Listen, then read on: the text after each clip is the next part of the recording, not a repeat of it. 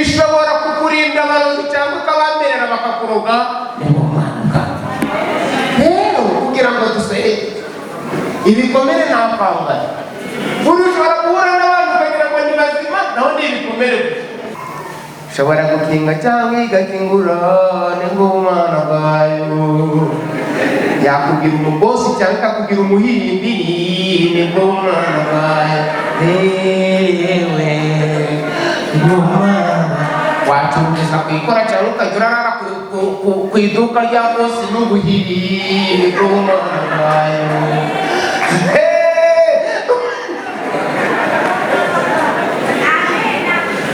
umugisha mu birayi cyangwa ukajya uraterera abandi umuti n'ingumana bwayo gusa ishobora guceceka mu bibazo byawe kandi mu by'ukuri zikubikemura mwese cyubahiro ushoje nawe aratubwiye ngo tumenye iyo twavuye haleluya yatubwiye abapfuye aho kugira ngo umuntu apfe hari umuntu wapfuye w'inaha arapfa baza no kumushikira bari bamushize no muri morgue abandi bicaye iruhande rwa morgue noneho imodoka iri kwinjira hariya mu bitaro bamwe bari kuba bati mugeze bati turi kwinjira mu irembo abandi batangiye kurira bicaye iruhande rwa morgue bari kurira bitwika ibitenge mu mutwe uwari uri muri morgue barasohotse ababwiye bari kurira ngo mwegere hirya twicarane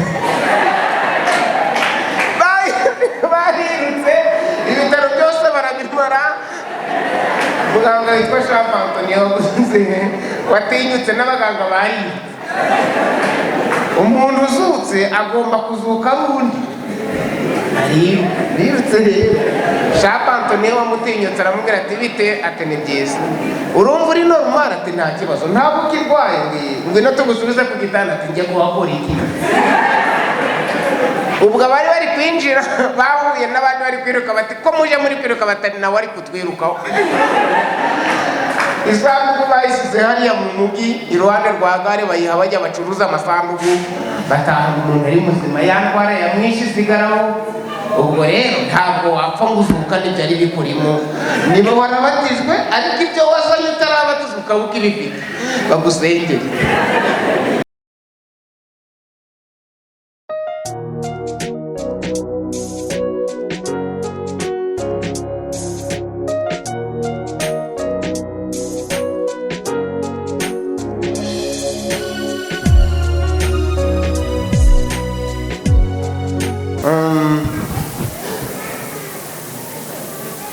muri make uwacu yatwigesheje ubushora ubajije umuntu wamututse mu mwaka washize yamukubwira ubajije umuntu wamukubise umugera kirakana yamukubwira ubajije umuntu wakwibye wamumubwira ariko umubajije ngo ku cyumweru twize iki ntabwo yabikubwira kuko madara ntiyakwemera ko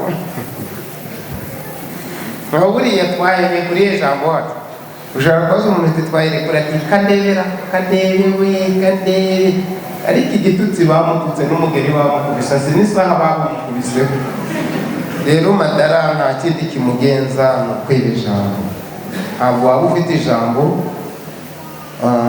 ngo wango mwashakanye muri ijambo riravuga ngo bagabo mukunda abagore banyu nk'uko namwe bagore mugandukira abagabo banyu numva iryo ni ijambo ntabwo waba uri ufite ijambo ngo usuzugure nyuma ijambo riravuga ngo udakunda se cyangwa nyina nawe ni ibibazo ntabwo waba ufite ijambo ngo wange umuturanyi avuga ngo mugire umwete wo kubana n'abantu bose ntabwo waba ufite ijambo ngo ubike ibari ijambo riravuga ngo ntimukagire undi mwenda keretse umwenda w'iki se waba ufite ijambo mbere na mbere hariho katujye muri pasika uwacu yavuze ngo ashimwe umwami wacu Yesu ariwe watubyaye bwa kangahe mwabonye hari uwari kurokoka mwese cyubahiro ushoje nawe aratubwiye ngo tumenye iyo twavuye haleluya yatubwiye abapfuye aho kugira ngo umuntu apfe hari umuntu wapfuye w'inaha arapfa baza no kumushikira bari bamushize no muri morgue, abandi bicaye iruhande rwa morgue. Noneho imodoka iri kwinjira hariya mu bitaro, bamwe bari kuba bati mugeze, bati turi kwinjira mu irembo, abandi batangiye kurira, bicaye iruhande rwa morgue bari kurira bitwikiye ibitenge mu mutwe. Uwari uri muri morgue barasohotse, ababyeyi bari kurira ngo mwegere icyo twicarane. Barirutse ibitaro byose barabimara. Muganga witwa Jean Anthony waguze watinyutse n'abaganga bari. Umuntu uzutse agomba kuzuka rundi. Birutse rero Jean Anthony wamutinyutse aramubwira ati bite, ati ni byiza, urumva uri normal, ati nta kibazo, ntabwo ukirwaye, ngwino tugusubize ku gitanda, ati njye kuhakora iki. Ubwo bari bari kwinjira bahuye n'abandi bari kwiruka bati ko muje muri kwiruka, batari nawe ari kutwirukaho. Isanduku bayisize hariya mu mugi iruhande rwa gare, bayiha bajya bacuruza amasanduku, batanga umuntu ari muzima yandwara yamwishe isigaraho. Ubwo rero ntabwo wapfa ngo uzuka n'ibyari bikurimo, niba warabatijwe ariko ibyo wazanye utarabatizwa ukaba ukibifite bagusengere. Ushobora kuba utarapfuye waripfishije. Rero katuganira ijambo ritoya rivuga ngo agaciro k'inkovu, agaciro k'ibikomere, agaciro k'ibiki kiri ku munsi w'ibikomere. Mbwire ibyo bikomere nibyo bigize uburiwe, nibyo bikugize uburiwe, nibyo umusaraba ni ubendera ryacu twakishije.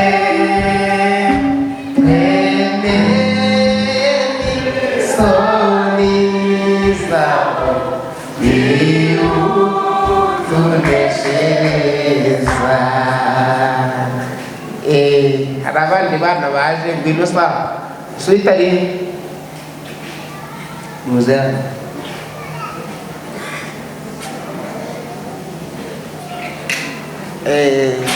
hari uwahagarariye b'abahungu ni se mukuru, ariko burya niwe muto. Umuhungu wanjye mukuru n'uyu, umukurikira ubwo n'ubu. Ngaho musubire umusuhuze iteraniro mujye kwica. Haleluya. Nitwa Samuel, nkaba naje kwifatanya umurimo w'Imana namwe naherekeje mu Rwanda. Haleluya. Andi nitwa Irakoze Suite, abantu umwana wa karindwi mu rugo, ibirenze Yohani duhana umugisha.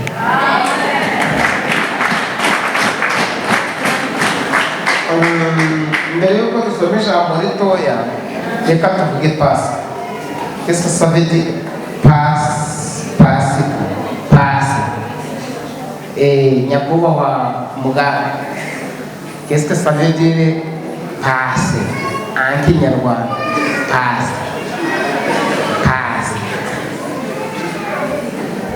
Guca. Mbese turi ku munsi wo kugira ute? Guca. Ubundi Pasika bivuga guca. Rero muri kumwe ngo wabyirengagiza wagira gute? Turi guca uda, kuko imyaka wari usigaje n'iminsi wari usigaje uyuvuyeho, ubwo nturi gucaho. Turi guca, ni wari usigaje 20, ubwo usigaje 19. Guca niba wari ugize savuze ko afite 62, ubwo ntari gucaho.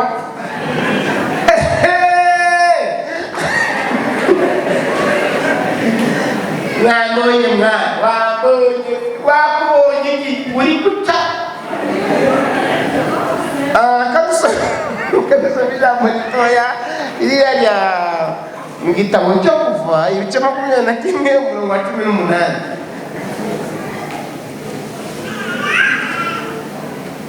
Haranditswe ngo abantu nibarwana, umwe agakubita undi buye cyangwa igipfunsi akabirwara iminsi, ariko ntapfe. Nasindagirira ku kibando, uwamukubise ntazagibweho n'urubanza, ahubwo azarihe iminsi amaze arwaye, kandi amuvuze arinda akira neza. Imana yacu tugire neza cyane. Turi ku gaciro k'iki kibikomeye. Hari ibikomere biri ku mutima, hari ibikomere bitagaragara, hari ibikomere kandi bikomeye. Mana duha umuti, twarakomeretse. Abantu babiri ntibagira bate? Abantu babiri ntibagira bate? Ngo umwe akakubita iki? Iki? Ibuye. Undi akamutiye iki? Mbese bakajinjurana. Umwe akamujinjuza ibuye, undi akamujinjuza iki? Ngo nuko wakomerekeje undi ngo ntibagire icyo bamutwara. Urumva ko uyu mukubisi batamurekeye? Ariko se ubundi ninde ukubita, ninde ukomeretse? Hosea 6 umurongo wa mbere aravuga ngo muze tugarukire Uwiteka kuko niwe wagize ute? Wadukubise. Kandi niwe wagize ate? Wadukomerekeje. Ni nawe uzagira ate? Uzatroma. Ngiro mwitera nimba manzimana ni kubitaga abantu. Mwana ni kubitaga abantu. Uyu mugabo Yesu ku musozi yaravuze ngo Mana we dore inkoni, dore amacumu. Hari warinde dore imbogo, dore iki. We yari yarimo umunezero ari kuvuga iby'ibirugu. Ariko Yesu yabonye amacumu, abona inkoni, abona aravuga ati Uwiteka we Mana yo mu ijuru, dore umusaraba uremerera ngo niba bishoboka. Ibi ni iby'abasambanyi, ni iby'abajura, ni iby'abicanyi, ni iby'indaya. Njyewe rwose ndabona ibi bintu ntabishobora, buri wese yizi. Imana iramwita ibana arakudiho. Bigeza waramango ndabona bitakindenze. Byeko uko njyeweho nje nari nshaka kubivamo. Ariko ubwo bitakibaye uko nshaka bibuko wewe ugize ute? Ushaka Mana niyikomeye. Dufite korali yaririmbye ngo shobora gukinga cyangwa igakingura n'ingumana bwayo. Yakubwira umubosi cyangwa akakubwira umuhimbi n'ingumana bwayo. Ewe ingumana wacumbiza kuyikora cyangwa ukajya urarara ku iduka rya bosi n'ubuhiri n'ingumana bwayo.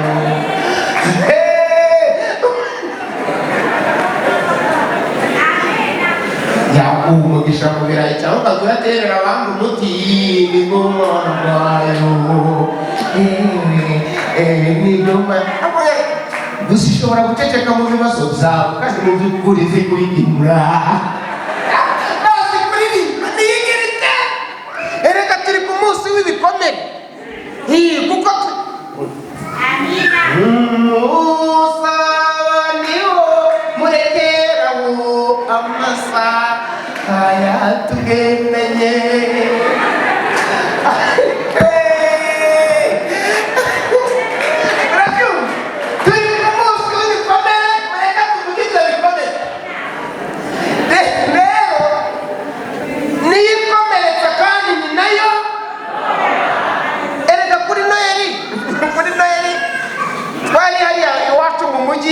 Umuntu araza arambwira ati turangije iteraniro pe nawe akakamenya n'akavuga Nyagasani araza arafata imudusuye mu nsenge. Byagenze bitati bwarambombeje ubuki ati bwarambombeje ubunyobwa se wowe ati bwarambombeje bumombeje miliyoni zingahe? Ati pastor ni ubuki bwamuhombeje. Ati nyine ati samuri kubyirengagiza se mwabyigishije ntibigire. Ati nyine yanyishizemo nanjye mwishiramo. Amaze kunyishiramo burya umwanzi yakagutanze. Ati mbona bitora. Ati mbitamo kugira ngo murangize mbere yuko yarangiza. Ati ngura ndagenda ngura ubwo 600. Ati n'ibiyiko bitatu. Ati buriya burahenda. Mugize gute? Ati ndaza tugikiyiko se desa. Ati ndabona ukubise. Ati nyuma y'icyumweru kimwe ati mvura nawe ari kugenda ntaco yabaye. Kandi nawe natumye ninjira wo kumwihereye. nsubiraho ndamubwira ngo bya bintu ntacyo byafashe. Atangurira hijana amubwa 500. Ati nabo ndamukwikiye. Ati ndibaye miliyoni n'ijana. Ati nabwo muhaye ntibagira icyo bumutwara. Ati mbona duhuriye muri nibatu. Ati nsubirayo arongera mbubwa 500. Ati ndibaye nyine 500. Ati nabwo ndamumuteye. Ati nabwo ati mbona ngo ati nsoro ndamubwira ngo none ibyo urukunkora ni iki. Atarambira ngo nagwa ku Tanzania reka nguhe ku Burundi nibwo bukaza. Atariko none ndagukuriraho 200. Atarampaye ubwa 400. Ati ndizibaye ati none kariho wahuzura uramutunga urutoki ngo Imana icyubahiro yakuzengukije byinshi. Ati se wa mutunze urutoki sinakubonye kuba baramuna ati wabonye hari icyawe atari kuzunguza amasaha. Ndabonye burya wirutse kuba Imana itagize itirutseho warakariye uw'Imana itarakariye. Rero none tugusengere umwuka pesa ntabwo njye umusengesho nyegera mushumba wawe nakuganiriza njyewe mundangira aho umuntu aramwera icyahi uburaganiza umukirisitu wawe. Ariko se ntawo bahamwe ubwasenga ndakagenda. Hari uwamamagaye mu minsi yashize arambwira ati murakore wenda ikarame. Ati njyewe umugore ndamwica murapfiki. Ati yarandanaga umubiri wose. Ati ibitugu byose ati nagiye gukanguka nsanga umugongo wose ni ibisebe. Ati ndamwica arambwira aho yajyaniye amaraso. Umudamu ati ko twajyamye hamwe tugakinga nagukete ndi wanyuma. Umugabo ati nyine nsobanura impamvu wansize n'ibintu ukantera ikinya ukangira mu mugongo wose ukawuma. Naho abadayimoni imyuka mibi yabasuye y'ababuzi. Umugabo bamukatagura umubiri wose barawutira. Umugore bamwogosha umusatsi. Umugore nawe ati ngaho afite nawe mbwira mumubarizo wonyogosha uyu musatsi. N'umudamu nawe akanga umugongo wose umugongo bageze bati bawukase. Ishobora kukurinda abarozi cyangwa ukabamerera bakakuroga nimumanuka. Rero kugira ngo dusenge ibikomere ntakwambara. Ushobora guhura n'abantu ukagira ngo ni bazima naho ni ibikomere. Uwacu avuga ngo ninde udafite inkovu wavuze inkovu ahubwo avuga ibikomere. None wakumva ko umugore wawe bamuterekaga kandi ariwe wamugoye ngo afite inshuti ntabwo ari igikomere. Wakumva ko umugabo wawe afite undi mugore hano kubikora wera nuko urupapuro ngo wera ariko urimbishe intege.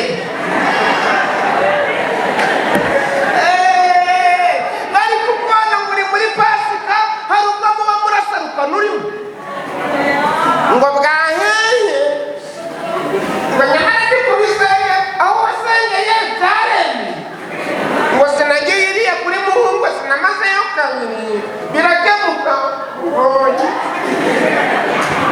Buriya ushobora kwaka umuntu urifuti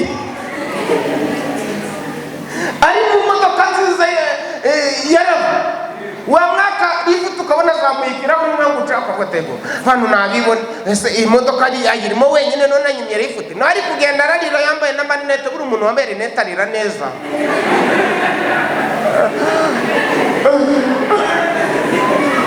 Wambaye rinete arira nk'umuntu wambaye rinete nyine urumva ukagira ngo ni ukupima ifuti naho yanze kukwereka umubabaro ababariye muri rava. Dufite abari kugenda ibikomere muri rava ukabona arakugonza atariko wewe ntabwo uri kureba nawe ari kwibuka imibabaro afite. Ejo bundi twari mu giterane hariya za Rukomo. Umuntu arambwira ati mfite miliyoni n'amamiliyoni ariko hari ikintu nawuze.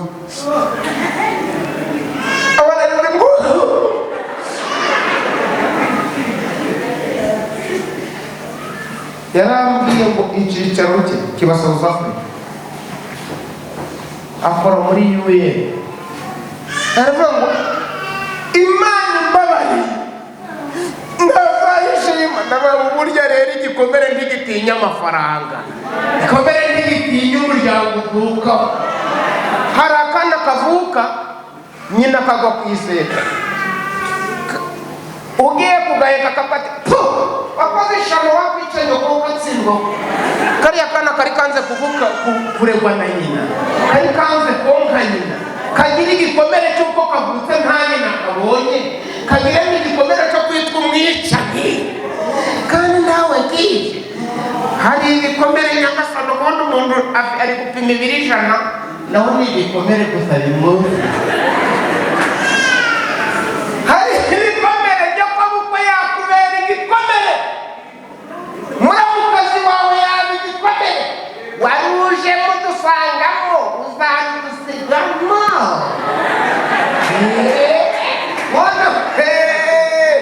Buriya ideni ni igikomere, ideni ni igikomere. Buriya uzongera ideni kwatumva, ariko kubw'ingwa amagana ntumfate telefone ntabwo uba wambonye mu nshirame. Oya turavugana wibwira ngo turavugana, urumva wabona no mubana akavuga ati umva winona mubyeyi muretse ndaje ye sawa nta sawa buzi. Ibikomere ntakangana, ariko ninde ukomeye yaguha urubyaro ninde wagukwiye. Uzi kubona kandi umwana wangeka muri Wisdom n'imodoka igiza kumufata nawe nta ninde yavuyemo, si igikomere. Wajya kumukumva umwana wanjye arashaka kujya kwiga mu Buhinde, namwishyuye $32,000. Hanyuma naho uwe muri nayini bamwirukaniye bini, si igikomere. Ejo bundi njya mu gihugu cya Mozambique, nageze Addis Ababa, najyanye n'umugabo ujyanye kwigisha umwana we mu gihugu cya yaramujyanye muri Madagascar. Noneho namaze y'ukwezi ngarutse mpurira nawe nanone Addis Ababa muri Ethiopia, agarukanye na wa mwana mu ndege. Wa mwana we karangije vuba ukwezi kumwe, rabati uzi icyo cyakoze, cyagezeyo gikubita umuzungu kimurandura amenyo. Ubu nari nakishyuye $30,000, ni umuzungu ibyo yangirije by'uwo muzungu nishe $25,000, banaracirukanye ndakigaruka. Icyo si igikomere, uzi kugira ngo kigutayeho cyane y'urumogi kandi weho n'ubushera buhiruka bw'ibintu. Uzi kugira ngo ube warihanye arara na guturaho imibiri ndetse ngo si igikomere. Rero reka dusenge turi ku munsi utwibutse ibikomere. Ninde ukomeretsa? Ni Yesu. Impamvu rero Yesu ari we ukinga cyangwa agakingura. Mpande zose urahari Imana, mpande zose urahari Imana.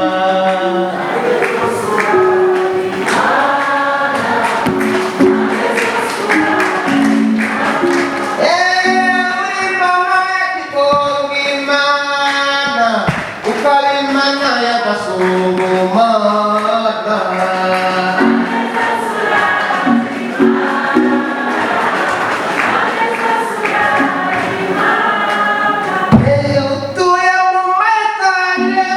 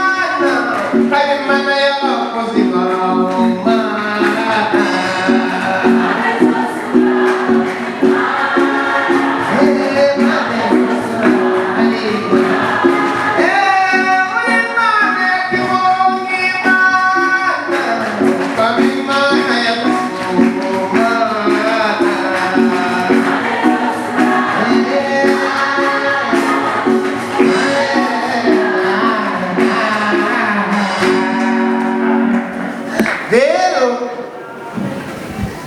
hari umugabo wa hano hepfo iwacu yari yapfushije umwana we twigana yitwaga Gogo.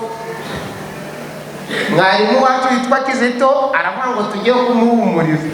Tugezeyo mwarimu baravuga ati Goga we, Goga ati karande ngo Yesu ashimwe. Goga arategeka, Goga Yesu ashimwe. Goga arategeka.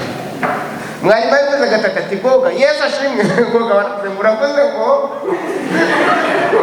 Yesu ashimwe. No Goga ngo ni akazi ke ubundi gata. Yesu wemeye ko umwana wanjye asa nkaha. Yesu wemeye ko banyuma akabyemera. Yesu wemeye ko mu mwana n'umwe. Yesu usamaze ni akazi ke ubonye ibyo gata. Amutuka n'urundi gututse ntazi.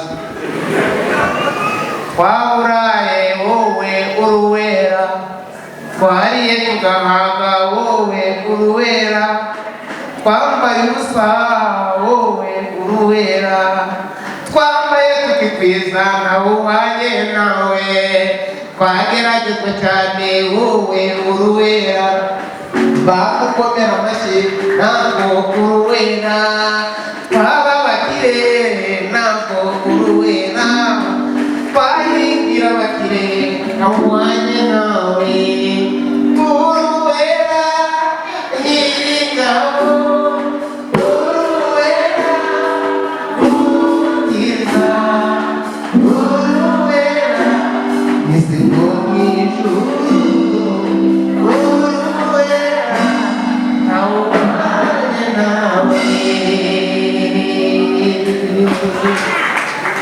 Waba warasenze bikangayo irera, wewe usubizwa kandi udasenga ntabwo irera, amateka kwishe ntabwo irera, uwayiguje bikananirana nayiwanye nayo, bagusuzugura ayo irera, bakwita kutamuke kose ntabwo irera.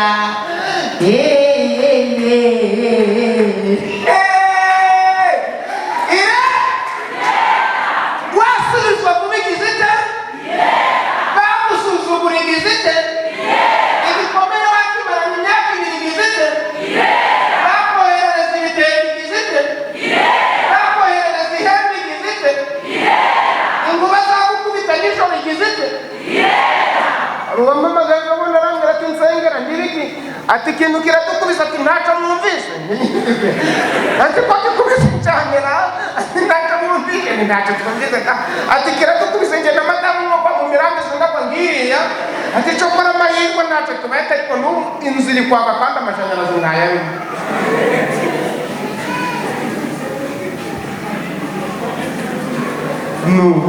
Rero ngabo nibarwana umwe agakomereka ariko ntagire ate icyo Yesu adashaka ni ukudapfa. Amen.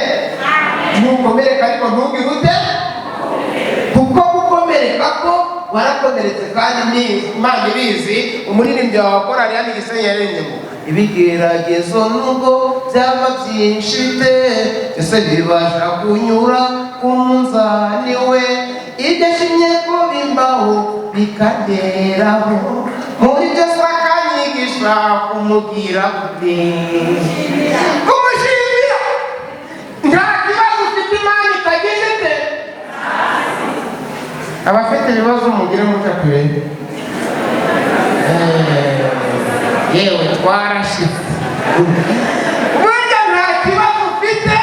Umuririmbyi w'amashanyarazi yaravuze ngo nanacu ntiyakundira uko Satani atwishima hejuru ukazamutsinda akuneshereze, erega Imana ntigutererana, nawe yakubabaza ariko ntigire kangurone, ibiretse gatoya mbireba ugereje ariko ntabwo ibi bifite umugambi wo kugushavuza. Iyo gusharanye ngo ibi byakujeho byose irabizi. Irabizi, Imana yacu irabizi, uko bakuroze irabizi,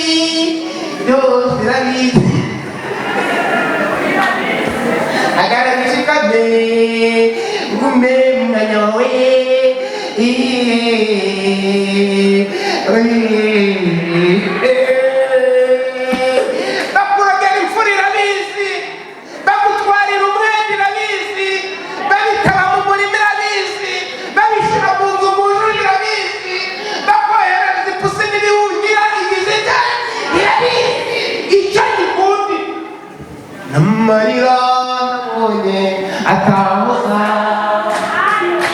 n'agahinda nabonye atamara, nagikomeye afite atomora, n'ukuri Yesu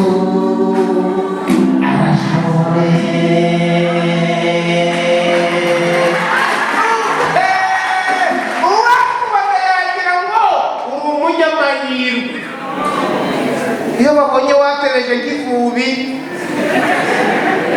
naho mu rugo ntakiri umugabo. Umwe arara muri kiriya cyumba, undi akarara muri kiriya cyumba, Imana ikurenge, nacyo ni igikomere. Namubwiraga ngo wajya kwa muganga, ko ba muganga badusuye wababwira ati utandagurira nubwo atarabura, ariko ni igiki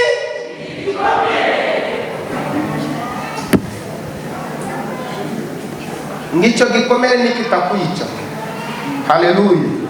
Dufite ibikomere, ubupfubyi ni igikomere, ubupfakazi ni igikomere, uburwayi ni igikomere, ariko dufite abakomeretse yabona yapfakaye. Gupfakara ni igikomere, ariko akavuga ngo ubwo umugabo wanjye apfuye, bariya bagore nabo umva ninjye nabo tugomba burya yarakomeretse arangije agira ate arapfa. Hahirwa uwihanganira ibimugerageza, namara kwemerwa azabika amariki cy'ubumenyi. Dufite abana b'imfubyi bakomeretse, kabati njyewe papa yarapfuye, iyo Mana itararize na papa na mama nzamura umugi, nzamwita mba mwana ninjye nabo noneho. Yarakomeretse ariko arangije agira ate arapfa. Dufite abantu babuze urubyaro, kubura urubyaro ni ugukomereka wamukubise, kuko Imana niyo ikomeretsa ariko ni nayo igira ite nayo. Twarakomeretse ariko Imana yaratwumva. Turi kumwe na Pastor David, nashoje njye n'uriya mudamu uriya yavuze ngo ibuka yanzu tere haleluya, niyo umutwe yabaga wambaye ko hano mu Rwanda. Abana ranzuye muganga kabisa, Imana igumugisha. Twirariraga mu gifuka n'uriya mudamu, mubyumva twararaga mu gifuka, dore ibyumba byageresha n'igiti bafure agararaga mu kareba aho buri wese ageze ati agangitse, ubwo ni ukugangika mbese zikugangika uri umugabo. Noneho rero uyu mugabo aza kudusura, ni pasiteri wacu ariko afite n'indi mirimo ya leta imwemera kuba umunyacyubahiro. Aje kudusura asanga tuburaye gatatu, madamu yari atwite inda ya kabiri, yarararikiye umuceri ariko ntawo mfite. Yageraga aho bawutetse agatuma y'izuba ngo hariya batetse umuceri.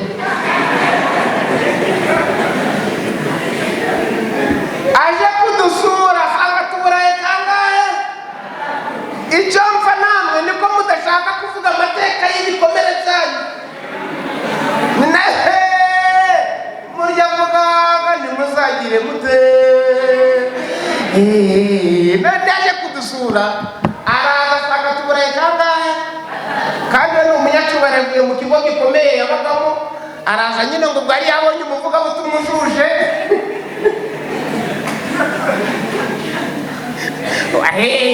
w'ibikomere gusa. Rumva najyanye inkweto za madamu n'ishati ariko arankunda. Erega mujye mukunda bose. Haleluya. Muri kubona ndasobanutse. Aje kudusura asanga tuburaye gatatu. Rero arambwira ati mbere yo kugira ngo tuganire ampa 2,000 ngo njye kugura ibyo turarya. Uzi kuzindukira umuntu ukazana n'ibyo barakwakiza. Madamu barambwira ngo wibande ku gakeni. Ngo wibande.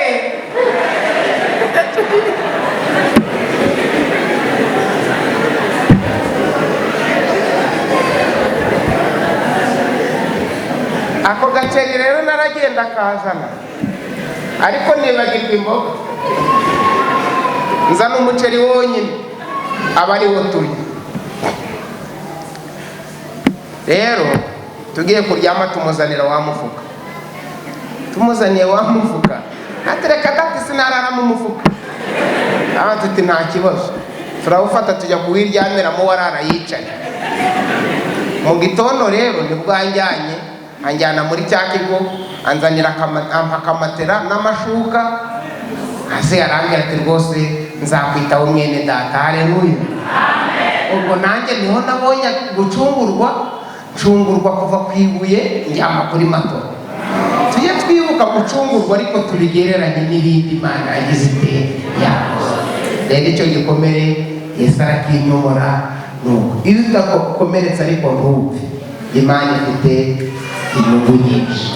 Muhumure rero bene data, mbabwire ngo igikomere ufite Imana ifite inyungu zacu.